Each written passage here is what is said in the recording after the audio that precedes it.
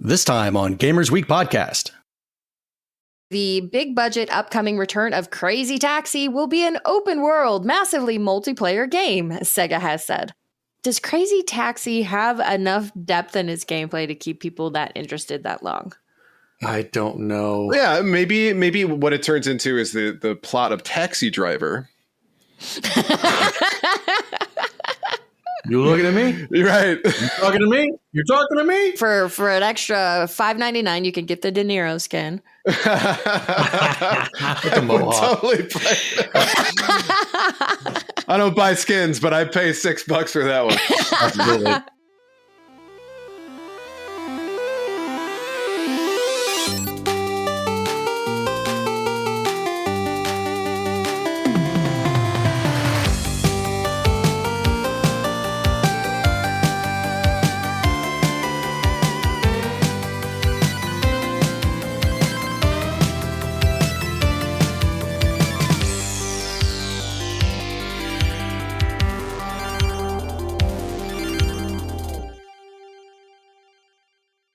So we really can't use that for a cold open. That's a bit too far. The burp we could use. No, we don't do that. We don't do that. It's not like you heard the burp. We just were talking about it.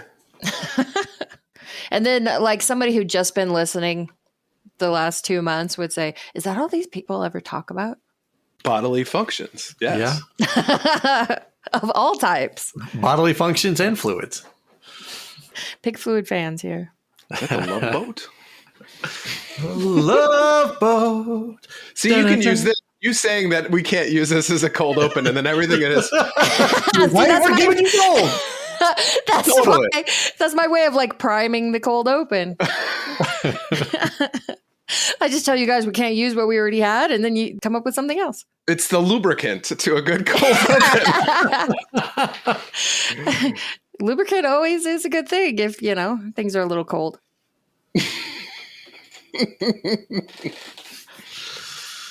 Are we live? On that note, welcome to Gamers Week podcast. Like the name says, we analyze the best, worst, and weirdest headlines of the past week in the video game industry. This is episode 124, and today is Wednesday, July 10th. Somebody said 10th? Yeah. Don't criticize me. You have July 9th? The whole show is ruined! It is. Damn it. Okay. July 10th, 2024. My name is Donnie G. Retro, and I will be your host this evening. But as you can see, I am not alone. My first co-host likes to gaslight everyone with the way she pronounces words. Did you know that you've been mispronouncing the word achole wrong? Blue, how are you doing this evening? I have heard it my entire life interchangeably, capillary or capillary. The other night was the first night I've ever heard it pronounced capillary.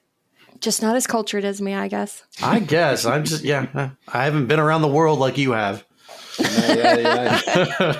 Been around the world and My second co-host loves late night mountain road driving so much he's making a video game about it. Ryan, how are you doing this evening, and what can you tell us about your upcoming mega hit title? I love when you put me on the spot because I know nothing of what to say. So thank you so much for that. Greatly appreciate it. That's the point of these introductions. When Ruby Rod hands the microphone to Corbin Dallas in Fifth Element, it's like, "Pop it, D-man." Hi. Yeah, it's great. You are Ruby Rod. In fact, I think you should go as Ruby Rod for Halloween this year. If I could find the leopard suit and maybe a wig to the hair, yeah, absolutely. The leopard suit can't be that difficult to find. Yeah, and you can make the hair out of like a pool tube. Wow, that is genius. And I've got one in the garage. Holy crap. Right. See, this is easy. No more Who excuses. knew Blue is so good at arts and crafts? I tell you what, if PRGE were in October, then I would totally wear that outfit there. But not September, because then outfits would be unacceptable at PRGE. Webhead in the chat says, I would have thought Donnie already had the leopard suit. One would think, right, Frank? Mm-hmm. All right, let's jump right into our reviews, reactions, and requests. At Zio797 says, the 360 was definitely peak gaming for me. I don't know if it was my age or my point in life, but 360 gaming like 2005 to 2010 was so good. I won't disagree with you on that one. I think 360 sales speak for themselves. Absolutely. At Eric Malcolm says, my fondest memories were probably on the PS2, but the peak of my gaming was on an Xbox 360. I was finally old enough to have a decent job and buy really any game I wanted, but still had time to play as I wasn't married or had kids yet. Struggle is real. Yeah. So. Darn family. And at Retro Gaming Geek says, it's certainly a golden era for me for what the 360 brought to the table. HD, wireless controller, seamless online gaming, Xbox Arcade, digital downloads, movie rentals. Also a great era for new 3D IPs. BioShock, Gears of War, Modern Warfare, Assassin's Creed, Mass Effect, and Red Dead Redemption. 100% agree with you. A lot of good franchises came about in the Xbox 360 / PS3 era.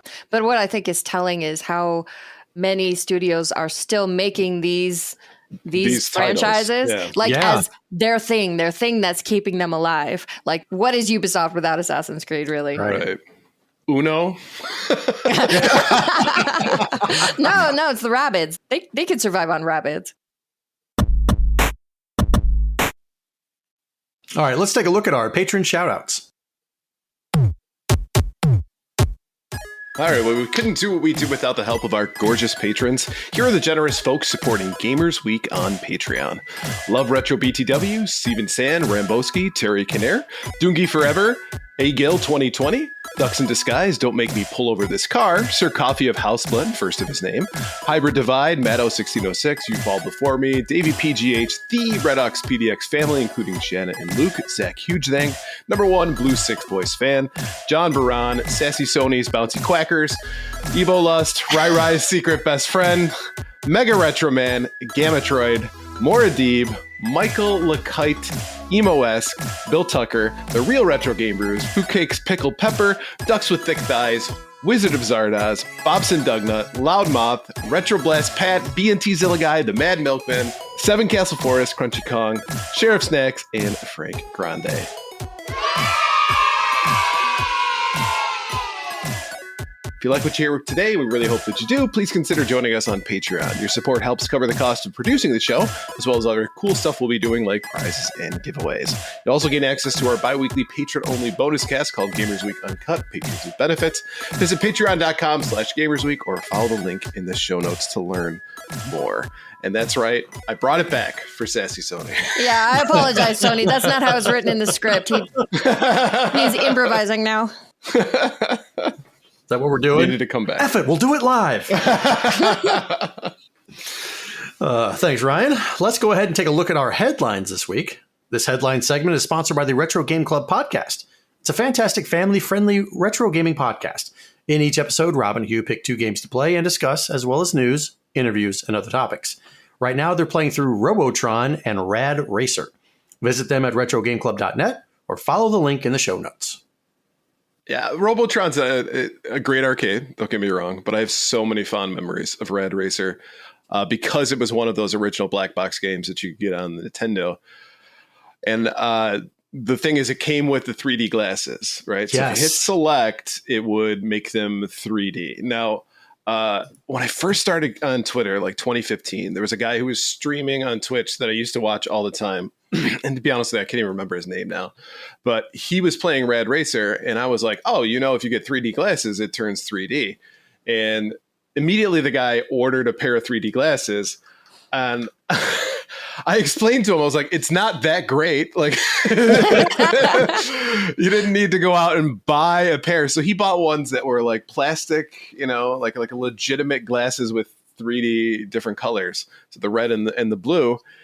And then proceeded to get very mad at me when the effect wasn't up to par or up to the hype. So, turns out Ryan's just a secret show for the 3D glasses industry. Pretty much, yes. I got paid quite well. Here's 5% commission on all those plastic glasses. Just going into everybody's streams like, hey, did you know that this had the 3D effect? Really? All right. Like, listen, we got another one. All right, well, let's go into the quick takes for this week. First up, Nintendo has said the most effective strategy for beating the inevitable Switch 2 scalpers is, drumroll, to make enough consoles to meet demand. Speaking in an investor-focused Q&A, Nintendo President Shuntaro Furukawa said things will be different when it comes to launching the Switch successor. Although we were unable to produce sufficient quantities of Nintendo Switch hardware at launch due to a shortage of semiconductor components, this situation has now been resolved. At this time, we do not believe that the shortage of components will have a significant impact on the production of the successor model. No, he says that.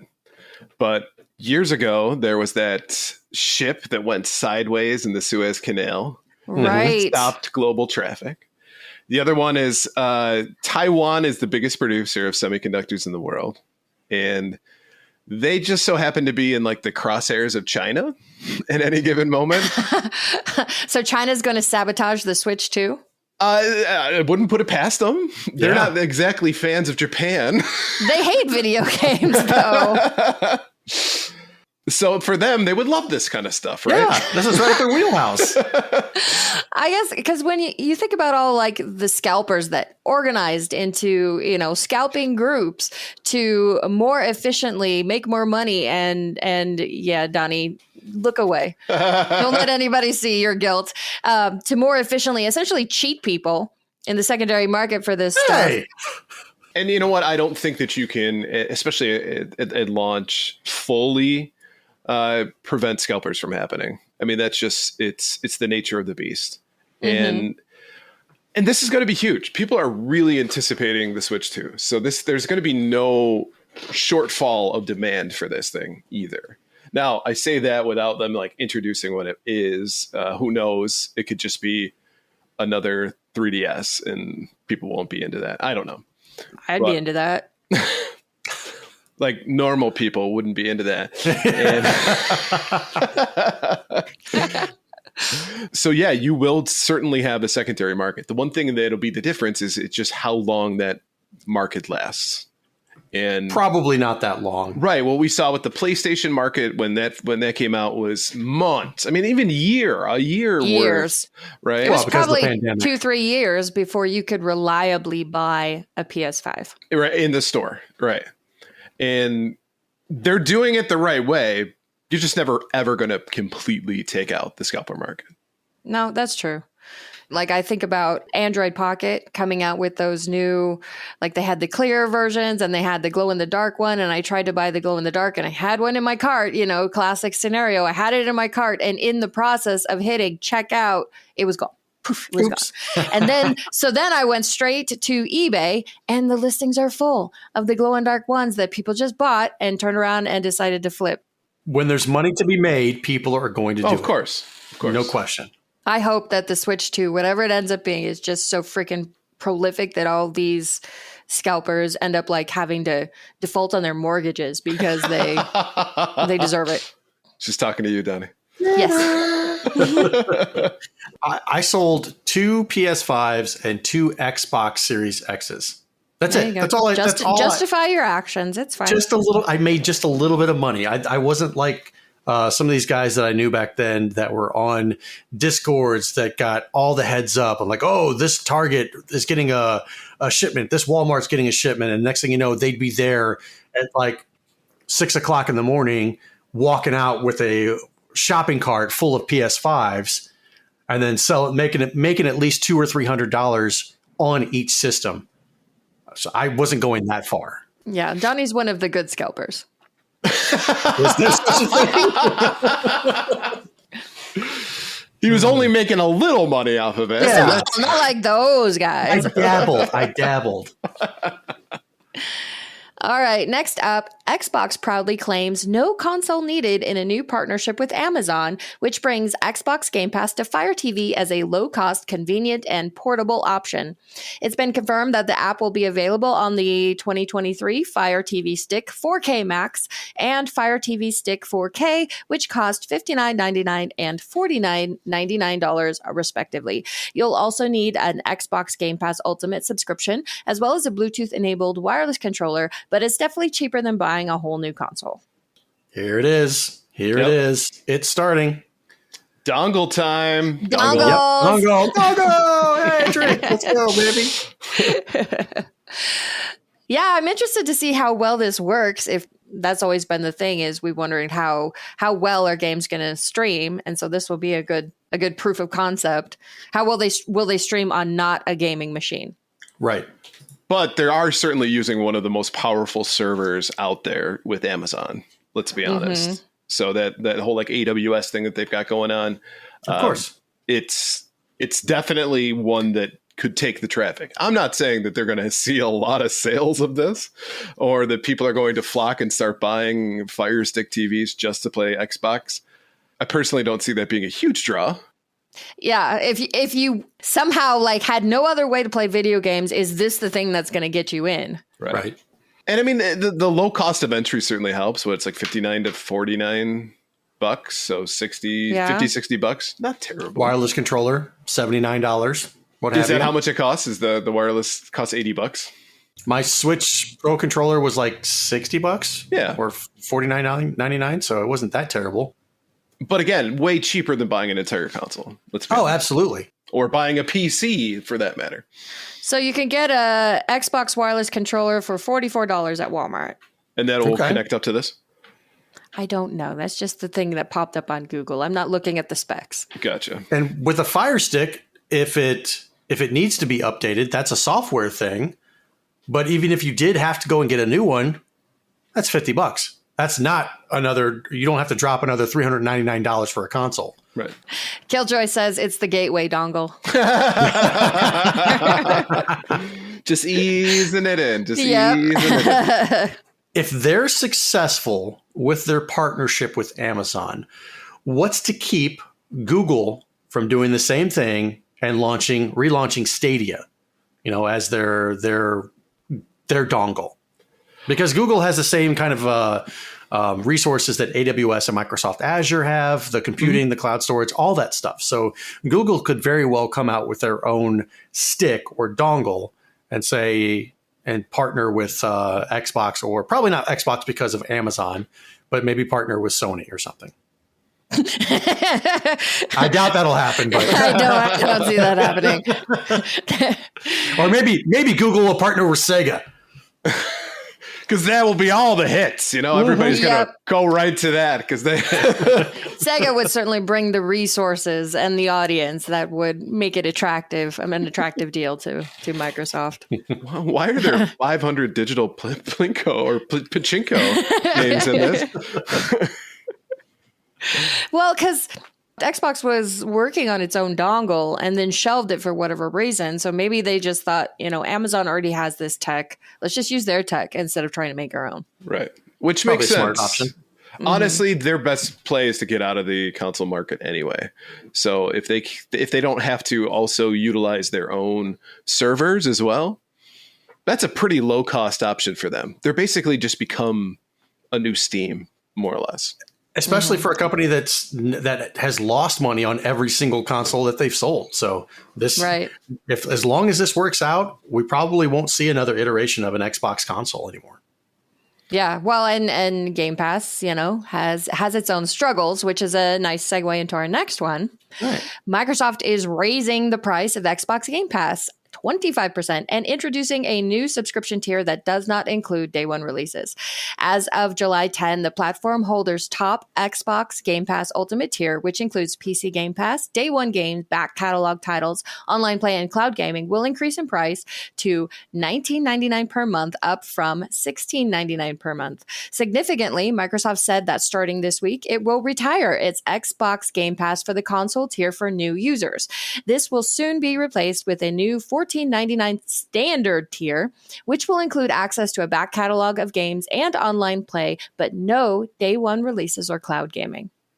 You know, you could have put this in our group chat yesterday. And then I could have taken advantage of the fact that it's cheaper now. You could have saved me $3 a month. Yeah, I'm not responsible for your wallet. You don't know how to Loogle? I'm not the one looking up articles here. Yeah, sorry. With great power comes great responsibility. I owe you nothing. But $15 a month for a back catalog of games and online play. I mean, in this day and age, it doesn't sound bad, but compared to what you used to get, because I remember, I feel like it was around last year, this time we talked about Game Pass prices going up, but it was only $1. Right. It went from $15.99 to $16, right? Right. And then now all of a sudden they're going up again. It's not been that long, and they're going up a lot more. Well, everything's going up. Everything's increasing in price. So it's kind of fitting with everything else. But do you guys think that the value is there for somebody who, if you don't purchase any games, is $20 a month holding value for you? Because you get the day one access to new releases. Ryan's nodding, Blue's shaking her head. I think it would be for me as someone who wants to get exposed to games that they normally wouldn't, for one. Two, if I just didn't want, if I like say my budget is just, I can't afford to buy full price games all the time, right? But I still want to experience what everybody's talking about on Twitter and all that stuff. This isn't a bad gig for $20 a month, right? And especially considering that it includes PC access as well. So I don't have to be stuck just strictly at my console. I can play it on my computer if I want to. Right. Moving forward here, that's exact. I mean, on my laptop on the go if I want to, for crying out loud. So not a bad gig as far as things go. But with that being said, you're also not the one who gets to choose what games go on this. So, which is true. You're giving away some of that freedom of like, there's this obscure game that's not going to be on Game Pass that I really want. Got to shell out some additional dollars to get it. So if it's something where you're comfortable with that, giving up some of that freedom, then by all means, I think it's a good fit. I thought when you were talking, you were going to say, is it worth it without the day one releases? I was going to say, no. I was already nodding my head, no. And then you said with the day one releases. Right. Without the day one releases, probably not. I mean, no. If you think about it, $20 a month, $240 a year, that's 3 to 4 new releases. Right. Yeah. So in a way, you could just buy 3 to 4 new games. You get to pick the games that you're interested in, and maybe have a better deal. But I guess it depends on your priorities as a gamer. I probably would go with the 3 to 4 new releases personally. So what happens when you're not on the new release subscription tier? How long will it take for that new release to be available on your tier? Are we talking 6 months? Probably depends on how successful it is. Right. For sure. Like if it's Redfall, is going to be there the next week. Any game that the user review is just incredibly horrible, they're like, hey, you get to have it on this tier. Right. Any game that didn't get the sales, they're going to turn around, put on Game Pass, say, look at all the people who are playing it. It's such a successful game. Mm. Yeah. I will say the difference of $5 is vast, though, for what you get. Of course. So why wouldn't you just get the $20 option rather than the $15 option? Yeah, that's kind of the thing is you're already spending, what is it, $180 for the base tier. Why not spend $240? Right. It's like, why not just upcharge your combo? It's only $2 more. It's just that's how they get you. That's how they get you. I was a sucker for supersize. Yep, I get you. Mm-hmm. At some point, you have to cut it off, but it's a gray area of where you cut it off. What are we cutting off? Your foot because of diabetes because you had too many. Ooh, too many Starburst beers. You Fall Before Me said, I think I'm about canceling and just buying games I really like. It's not like I play a lot of online games a lot. Lots of F2P games don't require PlayStation Plus. Sorry, free-to-play games don't require PlayStation Plus and Xbox Game Pass for stuff like Call of Duty or Gears. I could play those for free on PC. It's a good point. There it is. Yeah, that's one of the biggest things about playing PC versus playing on Xbox or PlayStation, where now you're required to have their services to play games online, where PC, you just load it up and go. Right. Another way consoles seem to be shooting themselves in the foot right now. Yep. All right, next up. Earlier today, Nintendo dropped a 20-second teaser for an M-rated horror game called Emio, which opens with a warning that this video contains scenes that some viewers may find disturbing. Viewer discretion is advised. What follows is a genuinely unnerving shot of a person standing and wearing a bag over their head, scrawled with a primitive, smiling face as a spooky piano music plays in the background. It hasn't been confirmed that Nintendo is developing this in-house, but the teaser has only been released on official Nintendo social channels. If Nintendo really is making a first-party horror game, it would technically be the first ever. Some scenes that viewers may find disturbing, but it's just somebody with a paper bag over their head. Right. Did you guys watch the teaser? Yeah. I did. I did have 20 seconds of my time that I could spare for this. So, yes. Right. Thoughts? At first, I thought it was Silent Hill. Yeah. It's got kind of like a Slender Man creepypasta vibe to it, but the part where it says, viewer discretion is advised for a guy standing there with a paper bag over his head. Right. It seems a little like just try hard, trying to get attention for this. Ooh, it's a horror movie. It's so scary. And then it's not really anything. Nothing. I had flashbacks of like The Ring, that movie, and just like how the scenes were laid out, or just like it jerked between stuff. Mm-hmm. But even that I found a lot more scarier than a guy with a bag over his head. And it was like a smiley face, right? It was a smiley face on the bag too. It's like a character from The Simpsons trying to sell you on the fact that it's scary. Ooh, look, paper bag. Oh, it's scary, right? Ooh, and you're just like, yeah, okay, whatever. So what does a Nintendo first-party horror game look like? Because Nintendo notoriously doesn't go that hard when it comes to games. No, not. This would be a complete shift in the opposite direction. Or is it just like, there's one guy with a paper bag over his head, and then it's just like Mario with fake vampire teeth. Yo, Ramboozle! Because that's the only games they know how to make.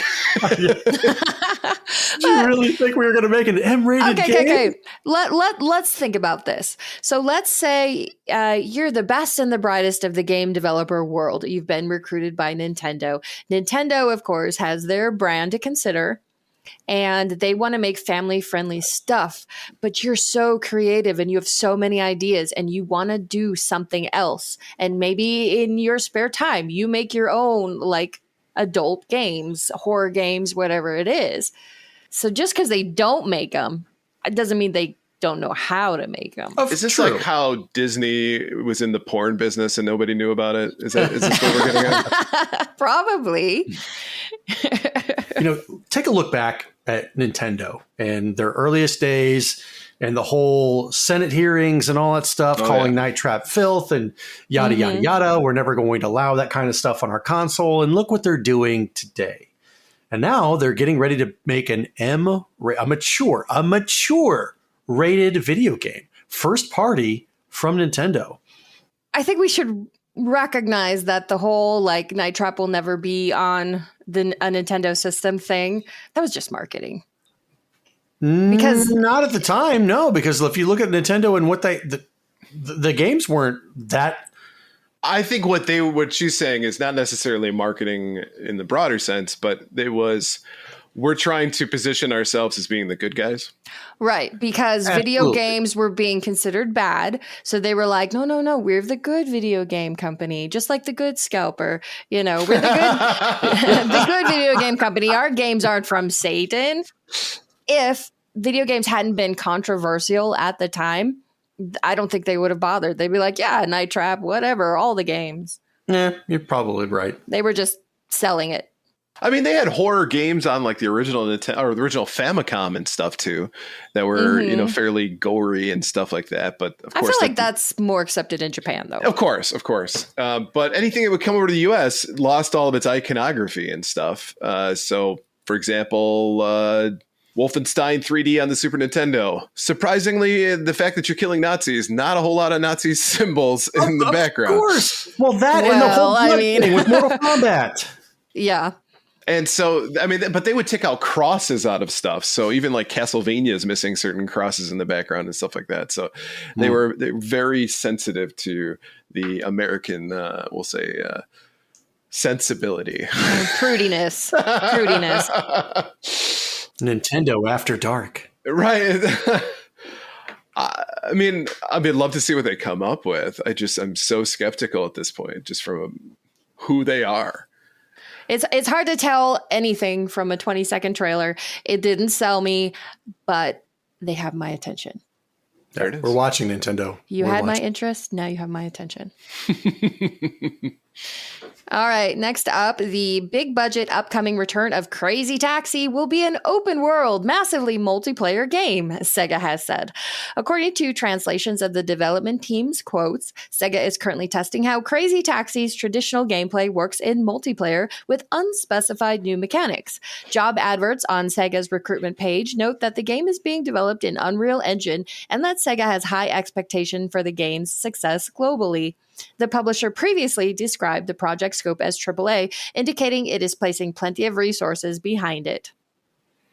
So when you think open world MMO, you think Crazy Taxi, right? That's immediately what comes to mind. Yep. That was the first thing I thought of when Sega said, oh, this is going to be one of our reboot titles. I said, they're going to make that open world multiplayer. I know it.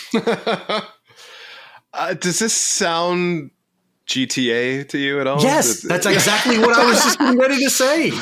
People are going to be like running into people, running people over all the time. It's just going to be a complete mass hysterical show. TKN85 says, so glad Sega figured out how to make money in the 2000s. 20 odds. We did it. We finally struck gold.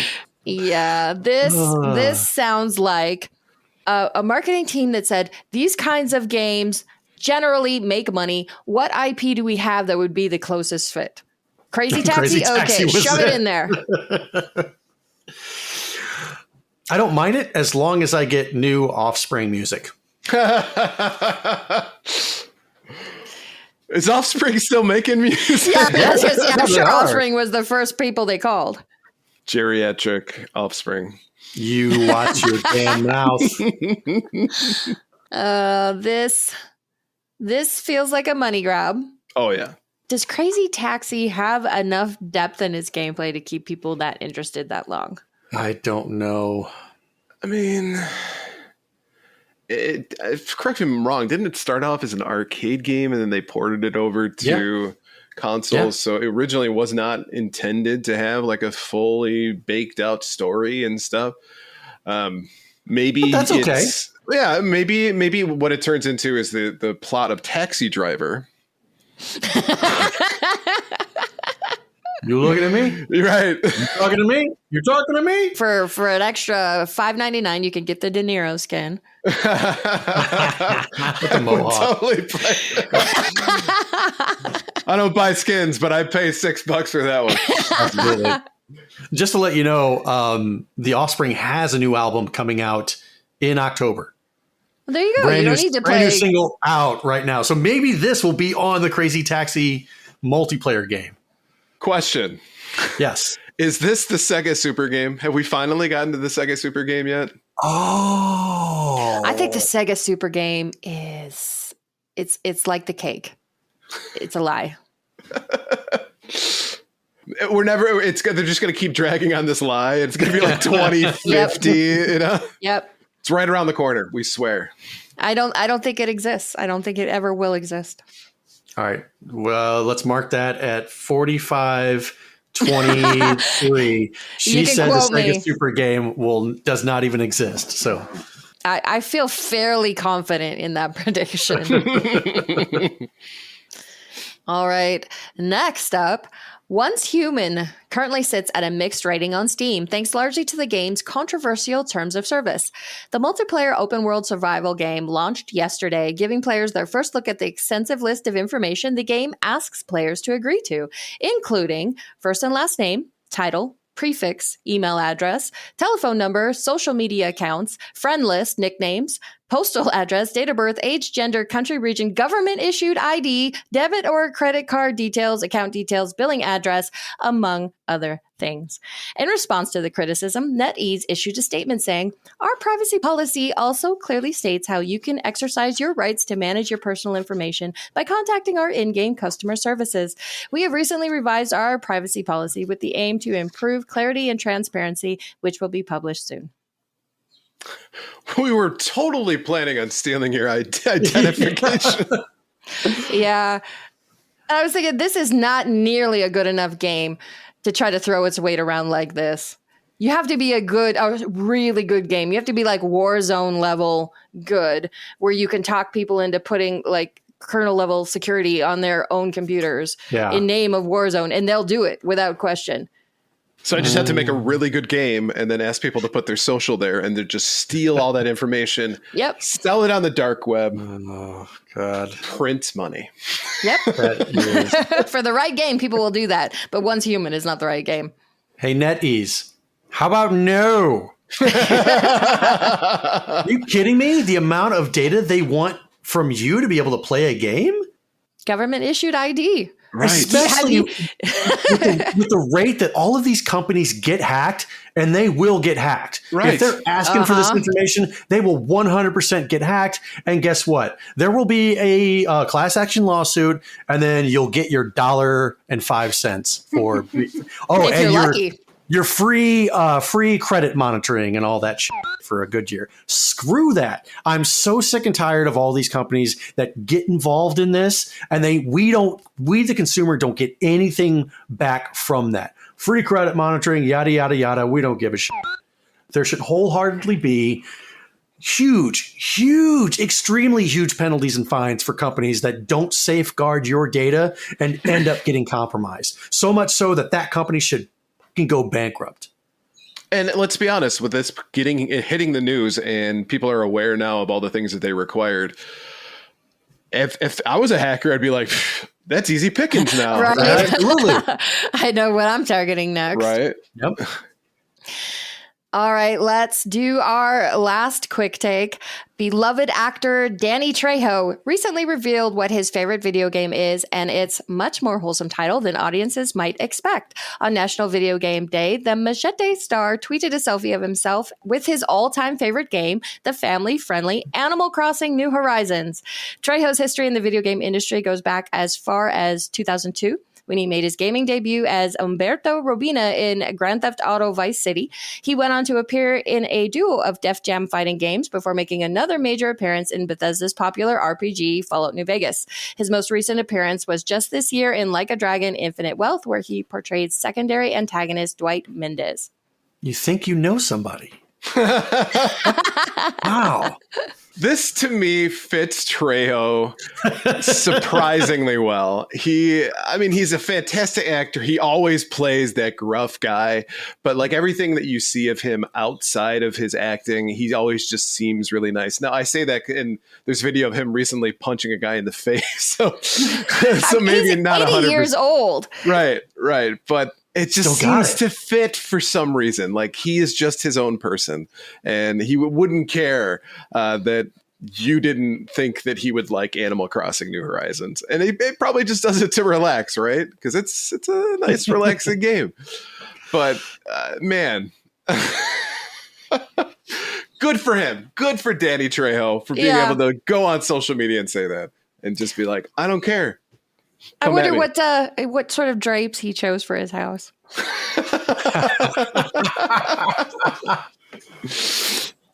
Is there any way for us to find that out? Can we find out what island Danny Trejo's and visit it?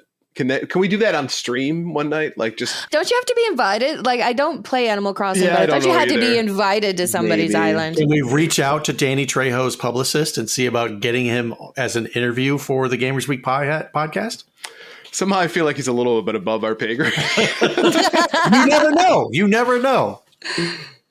Yeah, you don't know until you ask. You're definitely right on that one. What's such a strange history that this guy's had? So he was in jail for a while, right? In his 30s and maybe even I think his 40s. Decides when he gets out, he starts doing movies, becoming an actor, and he has just that signature voice. Right? I think the first one I saw him in was probably Con Air, right? No, he's been in a lot of stuff before that. He was in from Desperado. Oh, that's a good point. And from Dusk Till Dawn. Yep. But he's just got that signature voice that if you were in a room and all of a sudden he walked in and was like, "Hey, how's it going?" You would know it was Danny Trejo. There would be no question, right?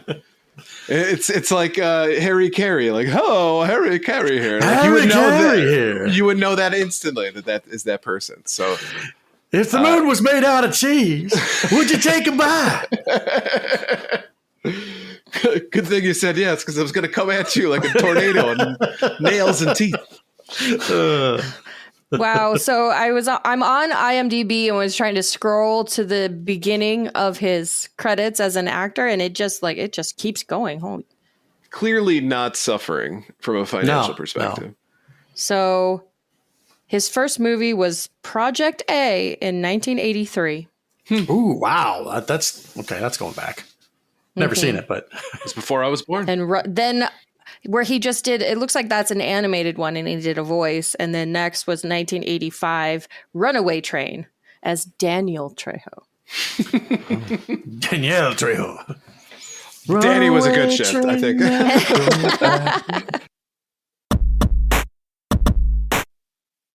All right, let's go ahead and move on to our top 3 new releases for the week.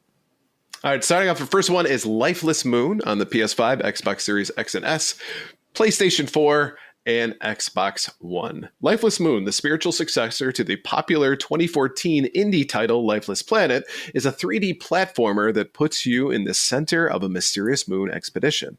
The adventure is inspired by classic science fiction and plays on the Apollo-era astronaut who finds themselves in the aftermath of an old 1970s experiment, an oddly familiar desert town on the moon. Next up is Dross. I'm going to go with Dross. Yep. Switch. Dross is a dark fantasy adventure where you swap between a small gooey creature and her human bounty hunter shell.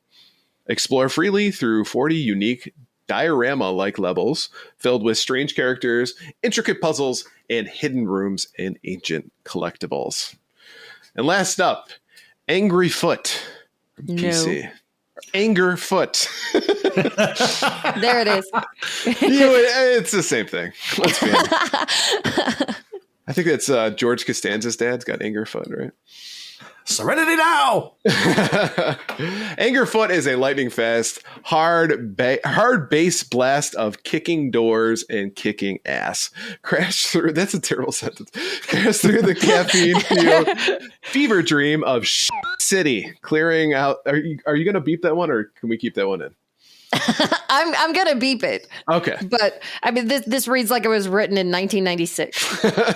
Yes. Clearing out the slums and sewers and skyscrapers as you grab new weapons, unlock new sneakers, and upgrade your powers in absurd and wonderful ways. Kick and shoot your way to the exit as you leave behind a smoldering trail of shattered doors, broken bones, and crumpled energy drinks. Yeah, I was wondering how long it's going to take before your voice broke. Crumpled energy drinks. That is anger. Don't hurt yourself there, everyone. All right. So, taking a look at this. Donnie. Thank you so much. Donnie, what are you in for this week? All 3 of these games don't particularly look bad, but none of them are really doing anything to really entice me. Lifeless Moon looks like it could be fun. Draws, again, it's a nice, looks like a little puzzle game and whatnot. Nice color palette and stuff. And Angerfoot is just crazy enough to probably get me to play it at least once. I did watch the trailer and I saw that it's not just filled with guns. You actually use you can kick you can kick somebody in a riot shield and kick them across a balcony. And I think that looks kind of cool. So all three of them have a little bit of something that could draw me in. I'd say the one that's probably going to do it is Angerfoot. Solid. All right. Blue, what about you? So, not going to go for Angerfoot, though I do appreciate it's like super extreme, like bubble tape, Nickelodeon, raw 90s, kind of vibe and color palette to it.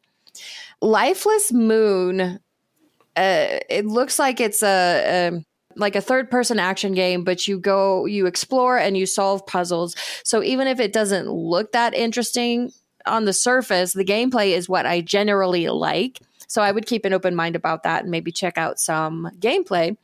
Dross is the one that I probably would go with of these three. It looks like you play as like a little blob who essentially is like a hermit crab and grabs the shell of this bounty hunter and then it walks around in it and uses it to interact with other people. But then when it comes time to solve puzzles, you can drop the shell somewhere, go and solve the puzzle, and then get the shell back and whatever. It looks like it might be an interesting mechanic. So of the three, that's the one I would go with. Nice. What about you, Ryan? So 2 out of the 3 of these are puzzle games, which you know how much I love puzzle games. So much. So much. And the other one reminds me of like the Chex Quest games, but the one where people put a mod on it so that everything explodes, really gory. But it looked like it was like purple blood or slime. It was, right. Didn't look like real blood. This one just hits that itch. I got to be honest with you. If I can make someone explode in a first-person shooter with my foot. What are we talking about?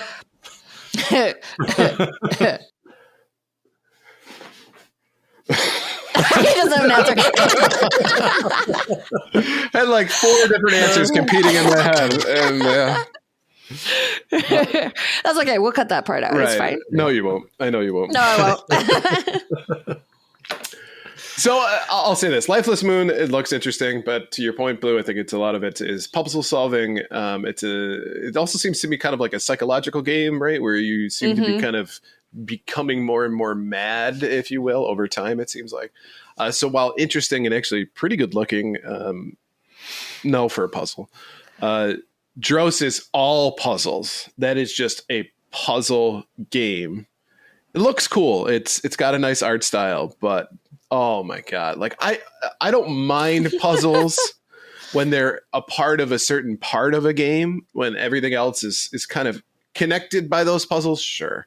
Fine. I will do a puzzle to move forward and maybe I'll feel good about it.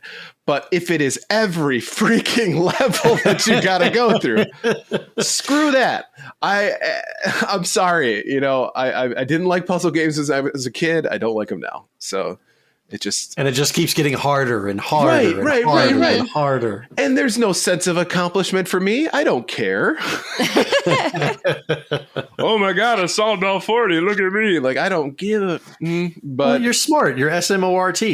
That should really do it for you. So yeah, Angerfoot, I think, is the one that just seems the most fun out of the 3 of these. All right, before we move on, let's take a quick break to talk about our sponsor. This segment is proudly sponsored by A Gamer Looks at 40 podcast. The show explores the history of video games through the stories and experiences of the people who lived it. This week, Bill continues his journey through Final Fantasy III by talking about moments and memories from the World of Balance half of the game. So this week's question is, what is your favorite opening level or world in a retro video game? Let Bill know your answer by sending him a tweet at A Gamer Looks at 40 on Twitter. Jeez, talk about a loaded question. And like a broad question too, though. Very much so, yeah. 2 immediately come to mind for me. The first one would be the Green Hill Zone in Sonic. Okay. That was such like a mic drop of an introduction to a character and to a completely new, different style. And it was perfectly structured because even the smallest kids, you can just hit the button and Sonic does amazing things. And then you can beat the level and move on with the game. And then everybody's like, oh my God. So it was the absolute most amazing way to draw in new players to a new type of game.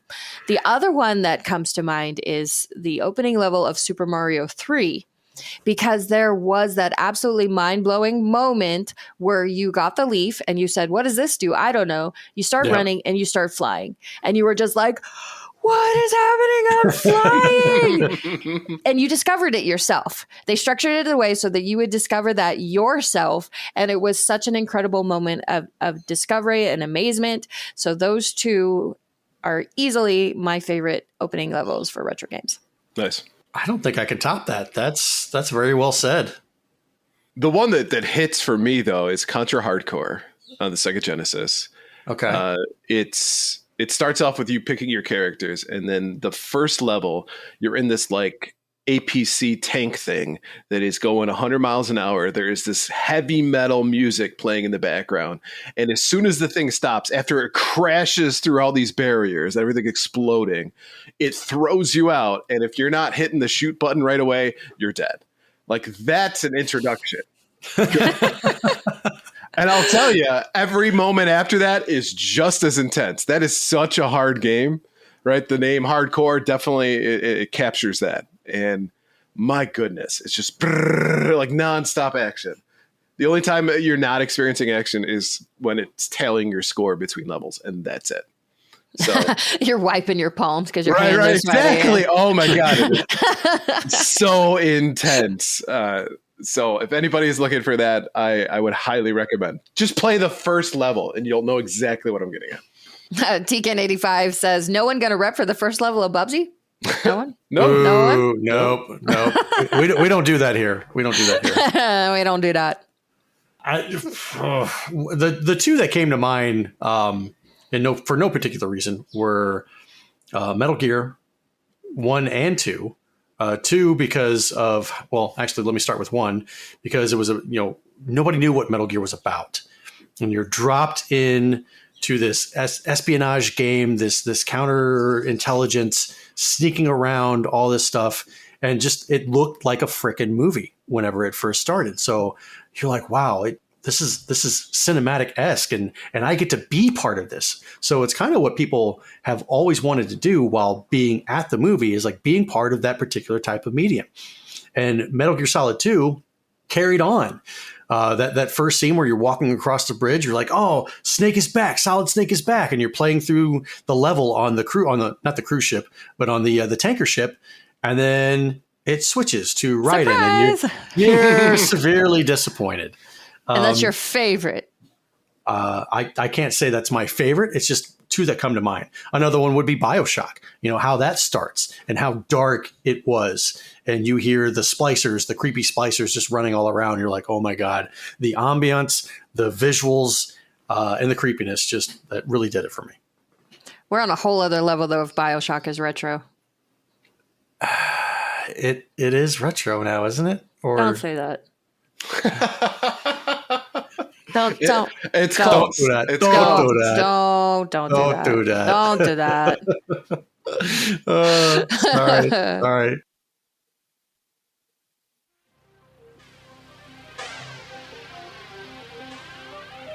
All right, hey there, fellow kids. It's time once again to take a trip back to when things were simpler. Before loot boxes and battle passes, when mobile games were something you played on your Game Boy or Game Gear or a Tiger handheld if your grandma didn't understand what you wanted. Yes, this is the Retro Rewind for July 2001.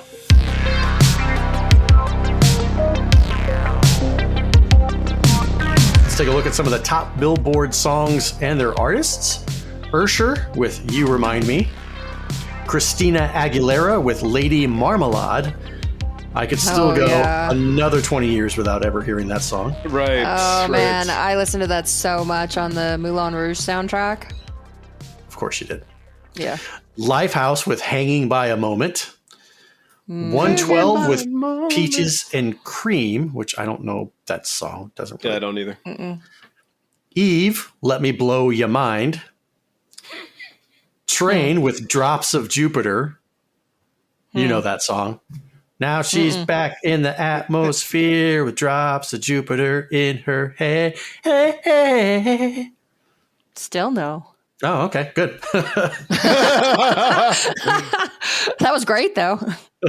Nelly with Ride With Me. Missy Elliott with Get Your Freak On. You are Freak On. And the weird thing about this is whenever I was typing this up, I typed in Get Your, Y-O-U-R, space Freak On, and the AI suggested the correct spelling of you are. So it knows. Oh, no. It knows. Also, the AI is more hip than you are. Damn, that sucks. That's something that's not even real, not even tangible. That's a lot cooler than I am. The look on your face, you're like, what? It's true.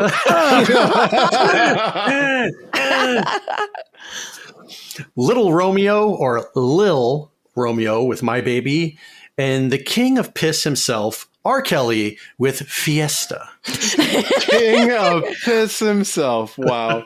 Very proud of that title. Yeah, I'm sure he is. Hot at the theaters this month was Jurassic Park 3. Great flick. No. Quality. Planet of the Apes, Cats and Dogs. I'm seeing a trend here. Yeah. Scary Movie 2, which was Oscar-esque. I love that movie. That's the one with the little hand. Yeah. I don't remember anything else about that movie, just that. Oh. America's Sweethearts, Fast and Furious, the original Fast and Furious. And ironically, they're coming out with a new one called Slow and Senile. Legally Blonde, AI, Artificial Intelligence. I actually saw that one in the theaters. God, that was boring. It was. They touted this as some like next level cinematic experience, and it was just like, it was so long and it was so boring. Was that the one with Haley Joel Osment? Yep. and Yeah. Jude He Law. plays the little robot boy. Yeah. Yep. The Score with Robert De Niro and Edward Norton, and Dr. Dolittle 2. I didn't know they made a second one of those. And not a great year. The highlight of all that is the original Fast and Furious, which 19-year-old me just adored. I like the movie too, and I actually had a 2001 Mitsubishi Eclipse, and then after watching that movie, you know, I did the whole neon lights thing and did some stickers on the car, even though it wouldn't go very fast. So Yeah, no, I drove home from the theater after watching that in my parents' minivan. I was just like, this sucks.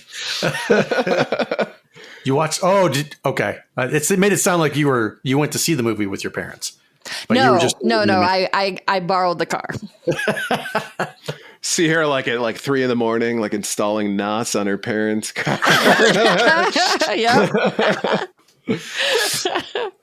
Hot at the arcades this month. Yes, the arcades were still alive and well with Wild Riders, Big Buck Hunter, Police 911, Club Cart European Session, and Arctic Thunder. Yay. Buck Hunters, staple of bars everywhere. Right. My name is Buck, and I like to party. From the readers this month, this one's specifically for Ryan. Oh, I was hoping you could put more Super Nintendo, Genesis, and NES codes in your magazine because it would be cool to see all the codes I never knew about. Maybe every month you could publish a classic section that reveals secrets from the past. Sent in by Tony Latona from Rochester, New York. And my question is, Ryan, do you know Tony Latona? yeah, he's my best friend. Are you freaking kidding me? Yes. I don't know, I was Tony. gonna say, Do it. that sounds like Ryan's alter ego, Tony Latona. You didn't think too hard about that one. You didn't think too hard at all about that one. I was really hoping that you knew Tony Latona and like maybe we could get him on the show or something like that. You know what? I will scour the Facebooks and see if Tony Latona is around the Rochester area. Ask your parents. Ask your parents if they know Tony Latona. Somehow I feel like maybe they might know his parents, but not Tony. I mean, The As the Facebooks. Facebooks. Yep. Thanks, Frank. And they said, tempting as it is to make fun of your name, we'll give you a straight answer instead. We actually have dipped into the past and posted a whole boatload of classic console codes on our website. Check out the cheats section on GamePro.com, which I don't think is even a thing anymore. Why did the Xbox go all broadband? I know Microsoft wants speed, but many people don't have broadband, including me, which means no add-ons to games and no online gaming. Why hype up online gaming downloads if half the population won't be able to use them? If the Dreamcast could use a 56K modem with 4 players on a console, then why can't the way more powerful Xbox? Well, if Microsoft doesn't drag you kicking and screaming into the future, Lewis, Sony will. When the PS2 goes online, it too will be broadband only. GameCube will feature a broadband adapter when it comes out as well. Did they? I don't remember the GameCube doing that. Hey, even the Dreamcast is wired for the big fat internet pipes of tomorrow today. The thinking goes like this. Microsoft, Sony, Nintendo, Sega says broadband is the future. It's just a matter of when. If it's coming, let's be ready for it and not be obsolete by the time our next-gen machines come out. Let's make some decent broadband content so people will want to upgrade their connections that much sooner. Meanwhile, Joe Consumer says, wow, look, the PS2 and Xbox and Dreamcast and GameCube all use broadband connections. Maybe there's something to it. Maybe I should upgrade and be ready for the future today. You guys, the big fat internet tubes are coming. Say it's what now? back then when 6 megabits per second was like super fast. I remember when the PlayStation 2 got the network adapter. I actually bought one, and I think there was like one game that you could play online at the time. And I'm like, I don't know if this is really ever going to take off. And then, of course, look at the next iteration, the PS3, and how it was, that was the start, or Xbox 360 with the Xbox subscription that you had to do in order to play games online. So it was just a precursor. I remember my parents were vehemently against getting broadband because it was always on. And that meant we could get hacked, right? We were going to get hacked. And you were going to be spied on. Right. And then my uncle got it, and we had to play Keeping Up with the Joneses. So we ended up getting it. Thanks, Uncle. All right. Yep. In the video game news, Crazy Taxi Champ is crowned. Sega held the Sega Dreamcast Championships in early April, crowning St. Anne, Illinois college freshman Lindsay Gall as the best Crazy Taxi driver in the country. As the victor, she took home $15,000, enough to buy her own taxi, or maybe just pay for some of her tuition, and a trip to Jamaica. California's Michael Paring won second place and $10,000, while Roger Mogul, also from St. Anne, Illinois, earned $5,000 in third. There's a little bit of, what's collusion. The term? There you go. Finalists were culled from Sega's Mobile Assault Tour, which toured the country from May to December last year. While there was some controversy at the competition concerning unorthodox techniques some players used to run up their scores, in the end, pure skill prevailed. Congrats, Lindsay. Let's check the Facebooks and see if we can find Lindsay Gall and have her come on the show. Ryan's on it. Can you spell that for me? Yeah, Lindsay, LindsayGall. I do Hopefully Lindsay she Gall. didn't get married and change her name. Hot at Blockbuster this month for the PlayStation 2, Red Faction, Gauntlet Dark Legacy, Onimusha Warlords, The Bouncer, Dark Cloud, Rumble Racing, 4x4 Evolution, Winback Covert Operations, Zone of the Enders, and ATV Off-Road Fury. For the PlayStation 1, we got Matt Hoffman's Pro BMX, Spec Ops Ranger Elite, Who Wants to Be a Millionaire 3rd Edition? How did that make it on there?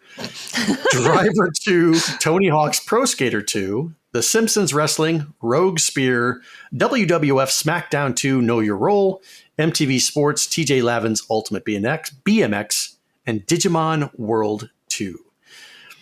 The one game that doesn't fit. Who's renting Who Wants to Be a Millionaire? It's one of those ones where you rented that for your dad while you got the cool game, right? So everybody's renting it for their dad enough to show up on the charts? Right. So everybody gets it just for their dad to play. So he's cool with you renting the more mature games, right? The one with the M, right? Yes, For mature. of course. And you just slide that one under it, and you're like, hey, look. Oh, who wants to be a millionaire? I've always wanted to play that. I'm That good sounds with like that game. the kind of stuff that you really didn't see that much of until the Wii. Right. Just all that Yeah. shovelware stuff. Yeah. Mm-hmm. On the Nintendo 64 at Blockbuster was Mario Party 3, Pokemon Stadium 2, Conker's Bad Fur Day, Paper Mario, The World Is Not Enough, Mario Tennis, WWF No Mercy, Tony Hawk's Pro Skater, Dr. Mario 64, and Mario Party 2. Still a solid lineup. And last but not least, for the Dreamcast, Crazy Taxi 2, Half-Life, 18-Wheeler American Pro Trucker, Spider-Man, and Daytona USA. Notice only 5 games were being rented on the Dreamcast at Blockbuster, not 10. I didn't know a single person who had a Dreamcast. I did. I don't remember. I can't remember if I got mine on launch day or not. I got it at JCPenney, and I had purchased the Ultimate Fighter game for it. There was an Ultimate Fighter game and a Sonic game that I purchased for it, and I thought it was cool. It's just I was like, this seems the same as my PlayStation or my PlayStation 2. Like, I don't really get the whole thing. Like, it's the same. Why do I need this? It was Donnie's original old man moment. We got Well, now I love Dreamcast the at home. Dreamcast. Yeah. Games released this month: Dragon Quest III on the Game Boy Color, Pokemon Crystal on the Game Boy Color, NCAA Football 2002 and Rugby 2000 for the PlayStation 2, and Pac-Man Collection for the Game Boy Advanced. Wow, what a selection. Unfortunately, there weren't a lot of games released this month back in 2001. But, you could still be playing games that released last month, like Alone in the Dark, The New Nightmare for the PlayStation, or Bloody Roar 3 for PlayStation 2. Or how about Castlevania Circle of the Moon for the Game Boy Advance? Evil Dead, Hail to the King on PlayStation and Dreamcast? You were probably playing Sonic Adventure 2 on the Dreamcast. I get it. You're a cool kid and played Final Fantasy Chronicles on the PlayStation. There are a ton of more games that were released in June, not July, but hey, it's fine. Get outside, get a sunburn, do something with your girlfriend in the back of a Fiero, create some You're playing your DS in the back of the Ferrero, right? I have something else typed out here, but I'm not going to say that on. We'll save it for the uncut. Right. All right, kids, thanks for hanging out with me this evening. Unfortunately, we can't stay here. We have to go back to being adults, where we don't own anything. It's all a rental from the big mega corporations. That video game, you don't actually own that. That CD, nope, not officially yours. Wait. What's a CD? Are they going to want my underwear back whenever I'm done with them? Did you say, what's a CD? I said, what's a CD? You shut up, man. We don't need that kind of talking around here. So sorry. All right, let's go ahead and wrap up this episode. Thank you for listening to episode 123 of Gamers Week podcast. Is it 123 or 124? 124. 124. Again, we just have to scrap it. I apologize. I failed you. I can't believe putting the show notes together 10 minutes before we record didn't work out. Who would have thought? Thank you for listening to episode 124 of Gamers Week podcast. And a big thank you to the Retro Game Club podcast, Love Retro BTW, and A Gamer Looks at 40 podcast for sponsoring this episode. Don't forget to check out their links in the show notes. If you want to connect with Gamers Week, follow us on Twitter at A Gamers Week PC. Watch us right here on Twitch at twitch.tv/GamersWeekPodcast, where we will record live every Wednesday at 8:30 p.m. Central Time. You can email us at gamersweekpodcast@gmail.com. You can also visit our merch store at gamers-week-podcast.creator-spring.com. Or if you want to do it the easy way, follow the link in the show notes. And we will soon have our Lindsay Gall Dreamcast t-shirts up. I found one. She's a stay-at-home mom. That's all I can Let's reach out. Mm-hmm. And last but not least, join us on Patreon at patreon.com/gamersweek. Finally, since you made it all the way to the end of this episode, please leave us a rating and a review to let us know how we did. We really do value your feedback. And while you're there, consider subscribing on iTunes, Spotify, or your podcast platform of choice. Who is the least creepy person to reach out to Lindsay on Facebook? Not me. You don't have Facebook. I don't even have Facebook, so it has to be one of you two, and I think we may be out of luck here. Especially with Donnie's facial hair right now. It's growing back in and all that stuff. Slowly but surely, we're getting there. If I had the Kentucky waterfall going on, it would be. Oh my god! Kentucky waterfall. I've never heard it called that. You never heard a mullet call a Kentucky waterfall? No, never. Oh wow! But I knew exactly what it was when you said that. So it's a perfect name. Mwah. Kisses. All right. Good night, everybody. Good night. Good night.